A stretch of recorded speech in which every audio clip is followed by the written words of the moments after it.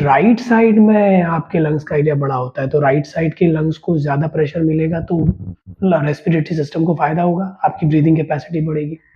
Liver है right में हमारा, उसके नीचे गॉल ब्लैडर है और राइट साइड की intestine, large intestine, small intestine, right side की किडनी, इनको फ़ायदा होगा ऐसे प्रेशर क्रिएट करके। अच्छे से घुटने को पेट पे दबाइए, डीप ब्रीदिंग करके इस कॉम्प्रेशन को ऑब्जर्व करिए एंड देन ब्रीद आउट करते हुए इस साइड भी टच करेंगे। ऊपर ब्रीदिंग कीजिए, अब प्रेशर बनेगा राइट साइड पे, राइट साइड की बॉडी पार्ट को फायदा होगा। धीरे से वापस आइए, हाथों को रखिए, पैरों को स्ट्रेच करिए, वापस ले आइए। तो ये हो गया आपका एक पद पवन मुक्त आसन। इसको आप बोल सकते हैं कि बेसिक पवन मुक्त आसन है, जिसमें एक पैर को प्रेशर देके आप अपनी जो एयर है उसको सर्कुलेट करते हैं, एयर सर्कुलेशन को रेगुलेट करते हैं। अब अगर आप इस लायक हो गए कि आपने दोनों पैर से सेपरेटली पवन मुक्त आसन अच्छे से कर लिया, तो फिर आता है इसकी फाइनल स्टेज, जिसको आप कैसे करेंगे, दोनों हाथ बगल में दबाएंगे, दोनों पैरों को उठाएंगे, द्विपद उत्तानासन, और फिर दोनों घुटनों को बेंड करेंगे और इस बार आपकी पूरे पेट के एरिया में left side, right side, upper part of the torso, lower part of the torso, back पे, हिप पे, हैमस्ट्रिंग पे, सब पे प्रेशर क्रिएट होगा और सब जगह ब्लड सर्कुलेशन इंटेंस होगा, यानी कि इन सबको फायदा। हैमस्ट्रिंग को फायदा, तो अगर लोअर पार्ट में सोरनेस है वो हटेगी, हैमस्ट्रिंग क्रैम्प आते हैं तो वो हटेंगे, हिप मसल्स खुलेगी, पेल्विक फ्लोर के लिए अच्छा, हिप जॉइंट फ्लेक्सिबल होंगे, पेट दबेगा, large intestine, small intestine, pancreas, spleen, liver, kidney, heart, lung, सबको फायदा। दोनों फिंगर्स को इंटरलॉक करके शिन बोन को कवर करेंगे और अपनी बैक को खोलेंगे। इससे आपकी बैक की मोबिलिटी भी चैलेंज होगी, बैक खुलेगी, इससे आपकी अगर बैक में स्टिफनेस है तो खुलेगी। अगर आपकी बैक बहुत ज़्यादा स्टिफ है ना, तो शायद आप ऐसे शिन बोन को पूरा पकड़ ना पाए, तो आप उसमें क्या करिएगा, ईजी पैर को थोड़ा उठाएंगे, घुटनों के बीच में गैप करेंगे और हैमस्ट्रिंग को कवर करते हुए ऐसे पकड़ने की कोशिश करिएगा। ईजी रखिए, कोई ज़्यादा स्ट्रगल नहीं करना, बेसिक लेवल पे जितना ईजी होगा उतना ईजी करेंगे। तो ऐसे करके प्रेस करिए।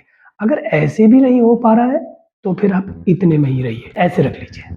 अगर अच्छे से हो पा रहा है तो पूरा शिन बोन को कवर करेंगे, लेकिन अगर लग रहा है कि बैक स्टिफ है या पेट के आसपास अनवांटेड फैट है तो घुटनों के बीच में गैप करेंगे और हाथ डाल के ऐसे पकड़ने की कोशिश करेंगे। अब ऐसे भी नहीं पकड़ा जा रहा है, बैक बहुत ज़्यादा स्टिफ है या पेट का एरिया बहुत ज़्यादा बड़ा है, फैट एक्यूमुलेटेड है, तो फिर हाथ बगल में रख लेंगे और ऐसे रखेंगे।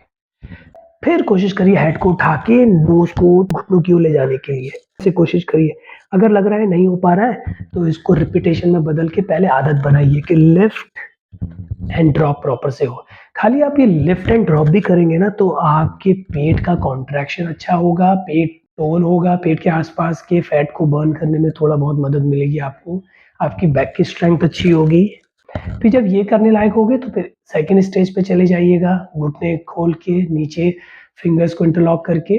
अब देखिए थोड़ा हाथों का सपोर्ट भी मिलेगा आपको, तो हाथों से सपोर्ट लेते हुए थोड़ा ले जाइए, फिर आइए, फिर एक दिन कोशिश करिए वहीं पे होल्ड करने का और वहीं पे डीप ब्रीदिंग करिए, सस्टेन करिए। फिर जब ये स्टेज भी अचीव हो गई तो हाथों को ज़मीन पे रखिए, पूरा जाइए कंप्लीट पवन मुक्त आसन पे, ब्रीद आउट करते हुए लाइए, दोनों को बीच में ना डालिए, शरीर का कर थोड़ी देर सस्टेन करिए और हाथों को रखिए, पैरों को उठाइए, वापस लाइए एंड शवासन पे जाइए। अगर बॉडी थोड़ा थक गई हो, बॉडी में थोड़ा प्रेशर हो, तो शवासन का रूल है, सबसे पहले आप हार्ट को रिलैक्स करेंगे, हार्ट बीट थोड़ा नॉर्मल हो जाए। फिर डीप ब्रीदिंग करके लंग्स को ऑक्सीजन प्रोवाइड करेंगे, एक्सपेंशन एंड कॉन्ट्रैक्शन चेक करेंगे, फिर स्पाइन को एडजस्ट करेंगे, स्पाइन को चेक कर लेंगे। ये सब मैंने पहले की वीडियोस में बताया हुआ है, आप पहले की वीडियो जाइए, चेक करिए कैसे स्पाइन को रिलैक्स करना है। और फिर धीरे से उठ के बैठेंगे, बैठेंगे। तो ये है आपका पवन मुक्तासन, विंड रिलीविंग पोज। पवन मुक्त आसन के फ़ायदे मैंने ऑलरेडी बता दिए, गैस्ट्रिक, इंडाइजेशन, एसिडिटी, आपकी सामान्य वायु डिस्टर्ब है, ऐसी कोई भी प्रॉब्लम है उसको ठीक करेगा ये आपके। पेट के आस-पास जो अनवांटेड फैट एक्यूमुलेट हुआ है, तो उसको रिड्यूस करने में हेल्प करेगा। हालाँकि अगर बहुत ज़्यादा आपका जो बॉडी फैट परसेंटेज है वो बढ़ा हुआ है, तो फिर डाइटिंग करनी पड़ेगी आपको, डाइटिंग से जाएगा वो।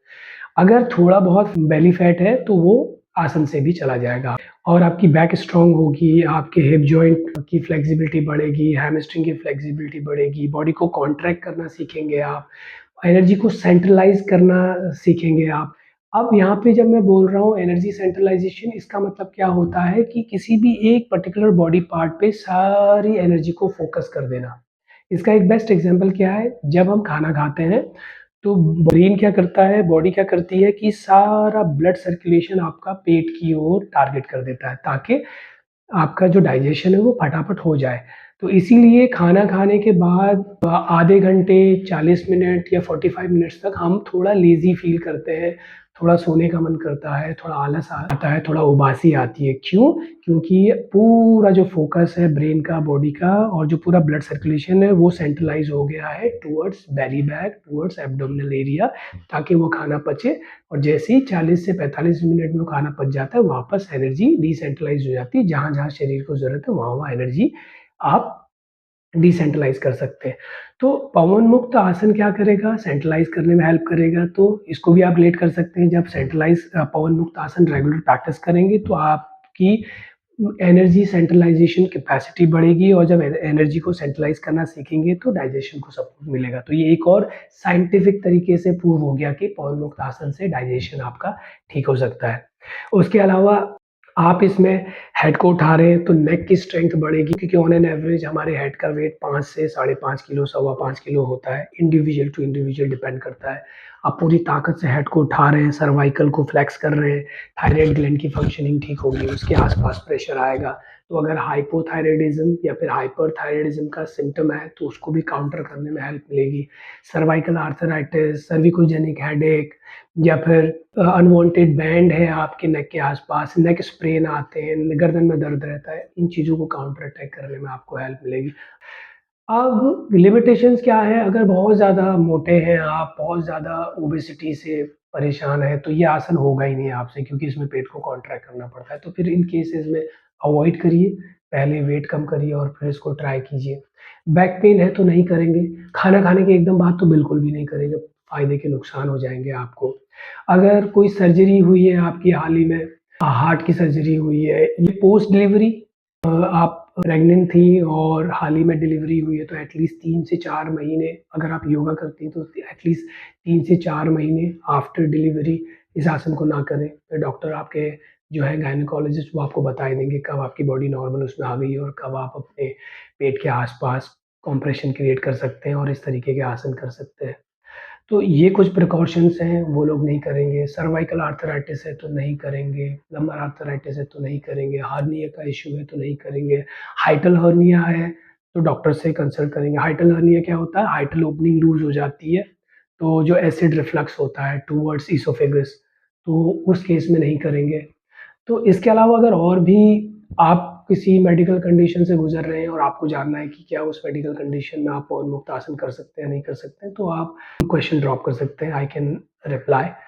तो ये है आपका पवन मुक्त आसन, कैसे करना है, क्या प्रिकॉशंस हैं, क्या फ़ायदे हैं, ये हमने डिस्कस किया।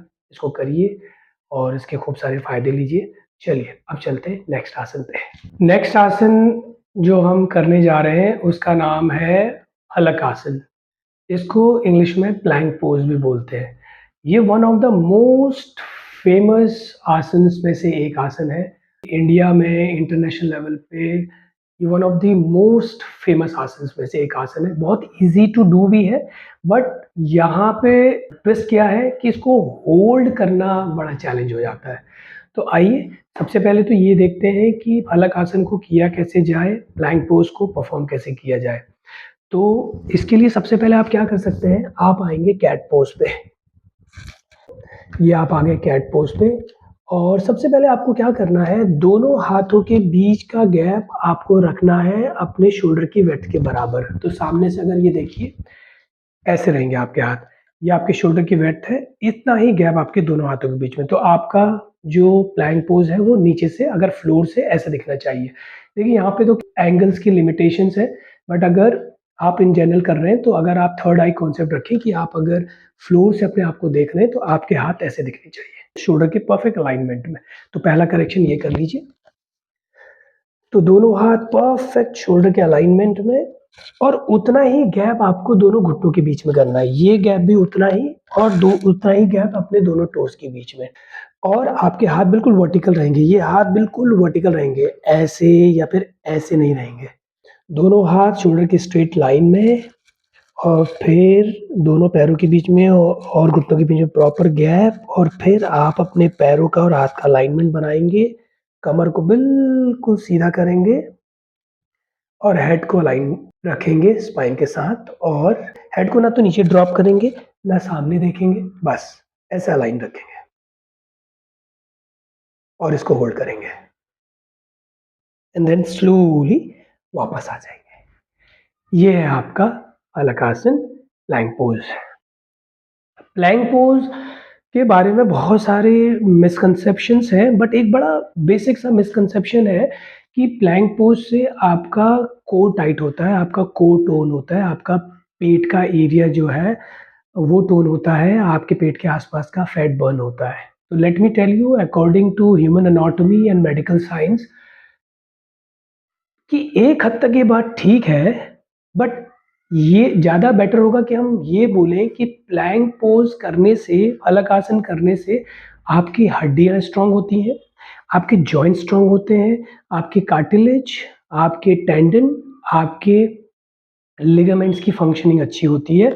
जब आपकी बोन अच्छे से स्ट्रॉन्ग होने लग जाती है, जॉइंट्स अच्छे से स्ट्रॉन्ग होने लग जाते हैं और आप प्लैंक को लॉन्ग होल्ड करते हैं, यानी कि 3 minute, 4 minute, 5 minute, 6 minute, 7 minute और बॉडी को हाइपर वेंटिलेशन में ले जाते हैं। हाइपर वेंटिलेशन मतलब जब बॉडी बहुत फास्ट ब्रीथिंग करने लगती है, ऑक्सीजन का कंजम्पशन बढ़ जाता है और आपका metabolic equivalent of task 6 cross हो जाता है।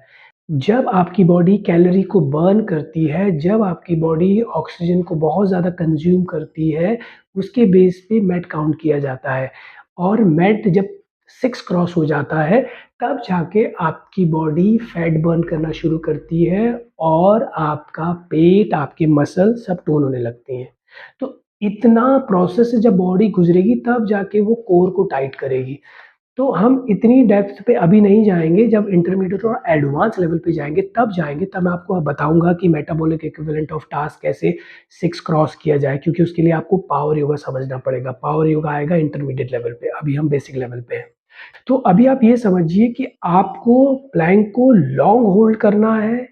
जब आप उसको लॉन्ग होल्ड करेंगे 1 मिनट, 2 मिनट, 3 मिनट तब जाके आपकी धीरे-धीरे हड्डियाँ स्ट्रॉन्ग होने लगेंगी, बोन डेंसिटी बढ़ने लगेगी, जॉइंट स्ट्रॉन्ग होने लगेंगे और फिर एक टाइम के बाद धीरे-धीरे जब आप इसको 3 मिनट, 4 मिनट रेगुलर होल्ड करेंगे तो आपके पेट को भी टोन करेगा, आपकी बॉडी से अनवांटेड फैट को भी बर्न करेगा। तो ये बोलना ज़्यादा बेटर रहेगा डायरेक्ट ये बोलने की कि आपका प्लैंक से पेट टोन होगा। जी, नहीं, आप 10-10 सेकंड के लिए, 15-15 सेकंड के लिए प्लैंक होल्ड कर रहे हैं, सालों तक करिए, कुछ नहीं होगा। बट अगर आप 2-2 मिनट, 3-3 मिनट होल्ड करेंगे, तो फिर कुछ फ़ायदा होगा। तो इस चीज़ को ध्यान में रखते हुए आइए दोबारा से प्लैंक पे जाएँगे। तो ये है आपका प्लैंक। चलिए मैं भी एक बार लॉन्ग होल्ड करके चेक करता हूँ, कितनी देर में होल्ड कर सकता हूँ, तब तक आपको मैं इसके फ़ायदे भी बता देता हूँ। देखिए, सबसे पहला फ़ायदा क्या होगा, हेड टू टो जितने भी आपके जॉइंट्स हैं, 340 से ज़्यादा जॉइंट्स होते हैं ह्यूमन बॉडी में, डिपेंड करता है बॉडी टू बॉडी। तो आपके सारे जॉइंट्स को फ़ायदा होगा, बोन डेंसिटी बढ़ेगी। अगर आपको ऑस्टियोपोरोसिस, ऑस्टियोआर्थराइटिस, जॉइंट डिसऑर्डर, नी वेल्गस, नी वेरस का इश्यू है, वो ठीक होगा। लंबर आर्थराइटिस, सर्वाइकल आर्थराइटिस का इश्यू है, वो ठीक होगा। विमेन में 40 इयर्स के बाद, मेन में 45 इयर्स के बाद बोन डेंसिटी कम होने लगती है। तो प्लीज़ अपनी बोन डेंसिटी को अगर बनाए रखना है तो प्लैंक जैसे जो पोस्चर है वो बहुत ज़्यादा फ़ायदा करेंगे आपको। अगर आप कैल्शियम की मेडिसिन ले रहे हैं तो प्लैंक जैसे पोस्चर कैल्शियम एब्ज़ॉर्ब करने में हेल्प करते हैं बॉडी को। डॉक्टर जब भी कैल्शियम की मेडिसिन देते हैं तो बोलते हैं कि थोड़ा वर्कआउट करिएगा, थोड़ा पसीना बहाइएगा। क्यों? क्योंकि जब तक आप बॉडी का टेम्परेचर नहीं बढ़ाएँगे, बॉडी को पेन नहीं देंगे, बॉडी को सिम्पैथेटिक नर्वस सिस्टम के ज़ोन में नहीं ले जाएँगे, कैल्शियम एब्ज़ॉर्ब नहीं होगा। कैल्शियम एब्ज़ॉर्ब करने के लिए वर्कआउट करना पड़ता है, बॉडी का टेम्परेचर बढ़ाना पड़ता है, उसको थोड़ा पेन देना पड़ता है। आप देख रहे हैं मेरे हाथों पे पूरा वेट है, हाथों में जितने एक्यूप्रेशर पॉइंट्स हैं वो ट्रिगर होंगे, सारे ऑर्गन्स की मसाज होगी, रिस्ट स्ट्रॉन्ग होगी। तो wrist one of the weakest part है, वो स्ट्रॉन्ग होगा। नेक ने हेड का वेट सँभाला हुआ है, ये देखिए तो नेक स्ट्रॉन्ग होगी। आपके घुटने स्ट्रॉन्ग होंगे, एंकल स्ट्रॉन्ग होंगे। रेडियल आर्टरी दबेगी जो रिस्ट से कनेक्टेड है, तो हार्ट की मसाज हार्ट के लिए अच्छा है, हेल्दी हार्ट के लिए। लंग्स जो हैं वो अभी एक्स्ट्रा स्पेस मिल रहा है उनको, क्यों? क्योंकि अभी जो हार्ट है वो रिब केज पे कंप्रेशन क्रिएट कर रहा है और लंग्स के लिए थोड़ा एक्स्ट्रा स्पेस बन रही है। तो रेस्पिरेटरी सिस्टम के लिए ये फ़ायदा करेगा। बाकी आते हैं फिटनेस के एलिमेंट। स्ट्रेंथ, यस स्ट्रेंथ बढ़ाएगा, जॉइंट्स को स्ट्रॉन्ग करेगा, बोन्स को स्ट्रॉन्ग करेगा। स्टैमिना, जितना ज़्यादा लॉन्ग होल्ड करेंगे स्टैमिना बेटर होगा आपका। फ्लेक्सिबिलिटी, नहीं फ्लेक्सिबिलिटी का तो इससे ज़्यादा लेना-देना नहीं है, ज़्यादा फोकस करता है स्ट्रेंथ पे। और फिर आते हैं बॉडी ब्यूटिफिकेशन। यस, बॉडी को सुंदर बनाने में हेल्प करेगा। देखिए, जब आप प्लैंक को बहुत अच्छे से होल्ड करेंगे तो बॉडी अलाइनमेंट में आएगी, बॉडी अलाइनमेंट में आएगी तो बॉडी सुंदर होने लगेगी। स्पाइन टेढ़ी है, वो सीधी होने लगेगी। शोल्डर टिल्टेड है, वो ठीक होने लगेंगे। एल्बो अनवांटेडली बेंड है, वो ठीक होने लगेंगे। वेट शिफ्टिंग का इसमें ज़्यादा नहीं है क्योंकि हम कहीं वेट शिफ्ट नहीं कर रहे हैं, हम सारी बॉडी की मदद ले रहे हैं वेट को हैंडल करने में। और बाकी आ गया sense of balancing. Sense of balancing का भी उतना नहीं है क्योंकि बॉडी इजीली बैलेंस कर रही है अपने आप को। तो मेन इसमें आ जाता है स्ट्रेंथ, फिर आ जाता है स्टैमिना, तीसरा आ जाता है बॉडी ब्यूटिफिकेशन। ये 3 चीज़ फिटनेस की कवर होंगी इसमें। तो ये है आपका फलक आसन, प्लैंक पोज़। होल्ड करिए और खूब सारे फ़ायदे लीजिए इससे, जितने भी मैंने आपको फ़ायदे बताए। अब कब नहीं करेंगे? बहुत ज़्यादा ही आपको वात का प्रॉब्लम है। वात क्या होता है आयुर्वेदा में? वात, पित्त, कफ। जो वात वाले हैं उनको जॉइंट्स का बहुत ज़्यादा प्रॉब्लम रहता है और उनकी बोन्स भी बहुत फ्रेजाइल होती है। ये लोग तो जब डॉक्टर से कंसल्ट करेंगे तभी इनको करना चाहिए, नहीं तो फ़ायदे का नुकसान हो जाएगा। हाँ, अगर वात इतना भी बिगड़ा हुआ नहीं है और डॉक्टर बोलते हैं कि थोड़ा आप योगा करिए, तो आपका वात सुधरेगा इससे।